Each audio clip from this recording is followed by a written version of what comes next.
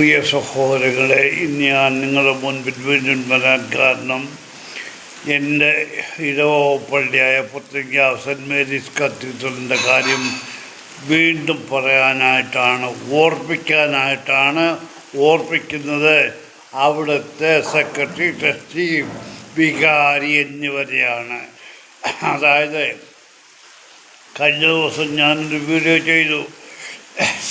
അവ പള്ളിക്കകത്തും പള്ളിക്ക് പുറത്തും എല്ലാം ലീക്ക്, പള്ളിയുടെ വരാന്തയിലുള്ള ബെഞ്ച് മുഴുവൻ വെള്ളം. ഇതൊന്നും ആരും നോക്കാനില്ല. അത് നോക്കേണ്ട കാര്യം ആരുടേതാണ്? അവിടെ ഒരു കിളിവാതിൽ തീർത്ഥാടന കേന്ദ്രം, അതിനെക്കുറിച്ച് ഞാൻ പറയാം. സഹോദരങ്ങളെ, പെർളശ്ശേരി സെൻറ്റ് ജോർജ് ഓർത്തഡോക്സ് പള്ളി എന്നാണ് എനിക്ക് തോന്നിയ പള്ളിയുടെ പേര്. ആ പള്ളിയെ കുറേ വർഷങ്ങൾക്ക് മുമ്പ് സിംഹാസന പള്ളിയായിട്ട് ഉയർത്തി. അത് കഴിഞ്ഞിട്ട് ഇപ്പോൾ അതിനെ ഒരു തീർത്ഥാടന കേന്ദ്രമായിട്ട് ഉയർത്തി. അവിടെ വെളുപ്പിന് 5 തൊട്ട് വൈകിട്ട് 8 വരെ പള്ളി തുറന്നിട്ടിരിക്കുകയാണ്, വിശ്വാസികൾക്ക് വരാനും പ്രാർത്ഥിക്കാനുമെല്ലാമായിട്ട്. എന്നാൽ അതിനേക്കാൾ മുൻപേ തീർത്ഥാടന കേന്ദ്രമായ പുത്തങ്കായ പള്ളി അടച്ചുപൂട്ടിയിട്ട് കിളിവാതിലുണ്ടാക്കി വച്ചിരിക്കുകയാണ്, വിശ്വാസികൾക്ക് കയറി പ്രാർത്ഥിക്കാനായിട്ട്. എങ്ങനെ? അത് ഇന്നലെ ഞാൻ ആ വീഡിയോ ഇട്ടുന്നു. എനിക്കറിയാൻ വയ്യായിട്ടാണ് എന്തുകൊണ്ടാണ്, ഏത് കാരണം കൊണ്ടാണ്, ആരുടെ ഉദ്ദേശപ്രകാരമാണ് ഇങ്ങനെ ചെയ്തത്. ഒരു വീട്ടിലാണെങ്കിൽ തന്നെ ഒരു ഡോറിന് ഫ്ലൈനെറ്റ് അടിക്കുകയാണെങ്കിൽ ആ ഡോറ് കംപ്ലീറ്റ് ഹൈറ്റിനും വീതം ഒത്ത വിധത്തിലുള്ള ഫ്ലൈനെറ്റ് അടിക്കും. ഇത് ഒരു മനുഷ്യൻ കുനിഞ്ഞ് കഷ്ടിച്ച് കയറത്തക്കൊണ്ട് കിളിവാതിലുണ്ടാക്കിയിട്ട് അതിന് ഫ്ലൈനെറ്റിൻ്റെ ഡോറ് വെച്ചിരിക്കുന്നു. എനിക്കറിയാൻ വേണ്ട ഇത് ആരുടെ ബുദ്ധിയാണ്. പോട്ടെ. അത് കഴിഞ്ഞിട്ട് ഞാൻ പറഞ്ഞു, 250 വർഷത്തിൽ കൂടുതൽ പഴക്കമുള്ള പള്ളിയാണ് പുത്തങ്കായ പള്ളി. ആ പള്ളി പണിത് ഇന്നത്തെ ഈ കാണുന്ന തോന്നിവാസം ഭരിക്കുന്നവർക്കൊന്നും അറിയത്തില്ല. അവരതിൻ്റെ ചരിത്രം ഒന്ന് പഠിച്ചിട്ട് വേണമായിരുന്നു ഈ ഭരണത്തിൽ കയറാൻ, ഇപ്പോൾ ഈ തോന്നിവാസം കാണിക്കാനായിട്ട്. ആ പള്ളി 250 വർഷം പഴക്കമുള്ള പള്ളിയുടെ മേൽക്കൂര ഓടാണ്. ഈ വർഷം വികാരിയും വേണ്ടപ്പെട്ടവരും എല്ലാം കൂടി ആലോചിച്ചായിരിക്കണം ഈ പള്ളിയുടെ മേൽക്കൂരയിലെ ഓട് പെയിൻറ്റ് ചെയ്യണം. ചെയ്യിച്ചോട്ടെ, നല്ല കാര്യം. എന്നാൽ ഓട്, ഈ 250 വർഷം പഴക്കമുള്ള ഓട് ചവിട്ടിയാൽ പൊട്ടുമോ? അല്ലാത്ത ഓടാണെങ്കിൽ പൊട്ടും. ഇത് പഴക്കം ചെന്ന ഓട് പൊട്ടിയാൽ ഇവരറിയുമോ? ഇപ്പോൾ പള്ളിക്കകത്ത് വെള്ളം ചോരുക ആരുടെ ഉത്തരവാദിത്വമാണ്? പെയിൻറ്റ് ചെയ്തവർ അവരുടെ വഴിക്ക് പോയി. ഇപ്പം വികാരി മാറുക, ട്രസ്റ്റി മാറി, സെക്രട്ടറി മാറി. ആരുടെ ഉത്തരവാദിത്വമാണെന്ന് ചോദിച്ചാൽ ആരുടെ സമയത്ത്, ആരുടെ ആലോചനയിൽ, ആരൊക്കെ ആലോചിച്ച് ഈ പെയിൻ്റ് അടിക്കാനായിട്ട് ഉത്തരവിട്ടു, ആരെ കൊണ്ട് ചെയ്യിച്ചു, അത് ആ ഉത്തരവാദിത്വം, ആ ഉത്തരവ് പുറപ്പെടുവിച്ചവരുടെ കടമയാണ്. ഇന്ന് പള്ളിക്കകത്ത് വീഴുന്ന വെള്ളത്തിൻ്റെ ഉത്തരവാദിത്വം ഏറ്റെടുക്കുക എന്നുള്ളത്. ഇവിടെ ഓട് പൊട്ടിയിട്ടുണ്ടോ? അത് മാറിയിട്ടില്ല എങ്കിൽ ഇനിയും ഞാനത് പോലീസ് സ്റ്റേഷനിൽ പോയി കംപ്ലൈൻറ്റ് ചെയ്യുകയുള്ളൂ. ഇന്ന് ഞാൻ ചെന്നപ്പോൾ വളരെ നല്ല രീതിയിലാണ് വെള്ളം വീഴുന്നിടത്ത് കസേര മാറ്റിയിട്ടേച്ച്. നോക്കണം, പള്ളിക്കകത്ത് മുഴുവൻ വലിയ കാർപ്പറ്റ് വിരിച്ചിരിക്കുന്നതാണ്. അത് ഇവരുടെ ആരുടെയും വീട്ടിൽ നിന്ന് കൊണ്ടുവന്നല്ല, ഓരോരുത്തർ സംഭാവന ചെയ്തതാണ്. ആ കാർപ്പറ്റിൽ വെള്ളം വീണ് നനഞ്ഞു കിടക്കുക, ഇപ്പോഴും വീണുകൊണ്ടിരിക്കുക. എന്നാൽ ഈ കസേര മാറ്റിവെച്ച ദരിദ്രവാസി ആ വെള്ളം വീഴുന്നിടത്ത് ഒരു ബക്കറ്റ് വെച്ചോ? അത് വെച്ചില്ല. ഈ കാർപ്പറ്റ് വെള്ളം വീണ് അവിടെ മുഴുവൻ നനഞ്ഞ് കിടക്കുക. അത് ഉണങ്ങുമോ? ഉണങ്ങുകയല്ല, അവിടെ നാറ്റം പിടിക്കും. ആ കാർപ്പറ്റ് വെളിയിൽ, ഇത്രയും വലിയ കാർപ്പറ്റ് വെളിയിൽ കൊണ്ടുപോയി ഉണക്കാനൊക്കുമോ? ഇത് ആരാ നോക്കേണ്ടത്?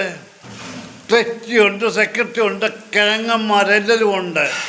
ഏതവന്മാരാ ഉത്തരവാദി? ഈ ഒരു പള്ളിയുടെ ഭരണം ഏറ്റെടുക്കുന്നവർക്ക് നിങ്ങൾക്ക് നിങ്ങളുടെ വീട് പോലെ വീടിനേക്കാളും പരിശുദ്ധമായും വൃത്തിയായിട്ടും പള്ളിയെ നോക്കാൻ വയ്യെങ്കിൽ നിങ്ങളിത് ഏറ്റെടുക്കരുത്. നിങ്ങളുടെ പണി നോക്കിയേ. ഇടയ്ക്ക് അവിടെ പള്ളിക്കകത്ത് വെള്ളം ചോർന്ന് കണ്ടപ്പോൾ ട്രസ്റ്റിയോ സെക്രട്ടറിയോ വന്ന് നോക്കണം. അല്ലാതെ ഇത് കോന്തൻ വാച്ച്മാനായിരിക്കണം കസേര അവിടെ മാറ്റിയിട്ടത്. അവനെന്നാലേ ഒരു ബക്കറ്റ് എടുത്ത് അവിടെ വെക്കാനുള്ള ബുദ്ധി അവന് തോന്നിയില്ലയോ? അവൻ ചെയ്യത്തില്ല. അവൻ രാജാവായിട്ടാണ്. അവനൊരു ഉത്തരവാദിത്വം കൊടുത്തിട്ടില്ല. അവനിപ്പം ഞാൻ വരുമ്പോൾ ഓഫീസ് അടച്ചിട്ട് പള്ളിയുടെ തെക്കേ വരാന്തയിൽ കസേര കാലും വെച്ചിരിക്കുക. അവരറിയാം ഞാനതൊരു വരുമെന്ന്. അതിന് നോക്കിയിരിക്കുക. ഇന്നലെ ഞാൻ കണ്ടു അവൻ പള്ളി ഓഫീസ് തുറന്നിട്ടേച്ച് പഴയ കുറ്റിയെ തിരക്കി പോകുന്നത് ഇടനാഴി കൂടെ. അല്ലെങ്കിൽ അവനൊന്ന് പറയട്ടെ. അവനോട് ഞാൻ ചോദിക്കാം ഇവിടെ പോയതാന്ന്. അവൻ ചുണയുണ്ട്, എന്നോട് ചോദിക്കട്ടെ. കാന്താരി പറിച്ചു കൊടുത്തതൊക്കെ എനിക്ക് ഓർമ്മയുണ്ട്. ഇനിയും ഞാൻ പറയുന്നത് ഒരു 6 വർഷം മുതൽ തുടങ്ങിയതാണ് പരിശുദ്ധ ദേവാലയത്തിൻ്റെ കഷ്ടകാലം. അന്ന് വിമൽ മാമൻ ചെറിയാനച്ഛൻ വന്നു. ആ നാറിയ മനുഷ്യൻ വന്ന് പരിശുദ്ധ മദ്ബഹായുടെ തിരശ്ശീലയെ സ്ക്രീൻ വെച്ച് മറച്ച് താഴെ ഡിസ്കോ ഡാൻസ് നടത്തിയവനാണ് അവന്. പരിശുദ്ധ ദേവാലയത്തെ ഈ പുരോഹിത വർഗങ്ങൾ എന്തായിട്ടാണ് കരുതിയിരിക്കുന്നത്? അവരുടെ ബെഡ്റൂമൊന്നും അതോ ഡിസ്കോ ഡാൻസ് കളിക്കാനുള്ള സ്ഥലമെന്നാണോ? എന്ത് വേണ്ട, ആ മനുഷ്യൻ്റെ സമയത്തെ കാര്യങ്ങൾ ഇനി ഞാൻ കൂടുതൽ പറയുന്നില്ല. ആ മനുഷ്യൻ എന്നോട് ചോദിക്കുകയാണെങ്കിൽ ഞാൻ പറയാം, അത് ലൈവിൽ പറയാം. രണ്ടാമത്, ഇപ്പോൾ ഒരു പുരോഹിതൻ വന്നതെന്ന് പറഞ്ഞാൽ വളരെ സ്മാർട്ടൊരു പുരോഹിതനാണ്. എല്ലാം പരിശുദ്ധമാണ്. കൊടിമരത്തിൻ്റെ വീട്ടിൽ കുനിഞ്ഞു നിന്ന് കുരിശും പിടിച്ചുകൊണ്ട് പ്രാർത്ഥിക്കുന്ന പരിശുദ്ധൻ. കൊടിമരം എന്തുവാ? ആ മനുഷ്യനെക്കുറിച്ച് നിങ്ങൾക്കറിയത്തില്ല. ഇപ്പോൾ അദ്ദേഹത്തിൻ്റെ പരിഷ്കാരം ഒരുപാട് പള്ളിയിൽ നടന്നു. പോകുന്നതിന് മുമ്പ് എല്ലാം കോൺട്രാക്റ്റ് കൊടുത്ത് കിട്ടുന്ന പോക്കറ്റിലാക്കി. ഞാൻ ചോദിച്ചോട്ടെ, ഈ പുരോഹിതൻ്റെ സമയത്ത് നമ്മുടെ കാതോലിക്കതിന് കവറിൻ്റെ അകത്തുനിന്ന് പൈസ മോഷണം പോയി. എന്തെങ്കിലും ചെയ്തോ? ആരെങ്കിലും ചോദിച്ചോ? ചോദ്യം ചെയ്യാൻ എന്തുകൊണ്ട്? കാരണം കൈപ്പറ്റിയത് ഇവരെല്ലാം കൂടെ 50 ലക്ഷത്തിൽ കൂടുതൽ, 50,000 കൂടുതൽ രൂപ, 50,000 അല്ല അതിൽ കൂടുതലാണ് പോയേക്കുന്ന കാതോലിക്കതിന് കവറിനകത്ത്. എങ്ങനെ അത് പോയി? അത് എടുക്കുന്ന ആൾ, കവർ പരിശോധിക്കുന്ന ആൾ ഈ കവറിൻ്റെ പുറത്ത് ഇത്ര രൂപ എന്നുണ്ട് എഴുതിയിട്ടുണ്ടായിരിക്കും. ആ തുക അതിനകത്തില്ലെങ്കിൽ ഉടനെ തന്നെ ആ കവർ അടച്ചവിടെ വച്ചിട്ട് വേണ്ടപ്പെട്ടവരെ വിവരം അറിയിക്കണം. കാശ് ഇതിനകത്ത് കുറവാണ്, ഇത്ര രൂപ എന്ന് എഴുതിയിട്ടുണ്ട്. ഇവരുടെ എല്ലാം മറ്റേടത്ത് എല്ലാവരുടെയും ടെലിഫോൺ നമ്പർ ഇപ്പോണ്ട്. ആ വീട്ടുകാരനെ വിളിച്ച് ചോദിക്കാം. എന്തുകൊണ്ട് 50,000 55,000 രൂപ പോകുന്നിടം വരെ അനങ്ങിയില്ല? അത് പോയി. എൻ്റെ കവറെല്ലാം കംപ്ലീറ്റ് ചെയ്ത് കഴിഞ്ഞപ്പോഴാണ് 55,000 രൂപ കുറവെന്ന് അവിടെ ഓഫീസിലെ വേണ്ടപ്പെട്ടവർ പറയുന്നത്. നന്നായി.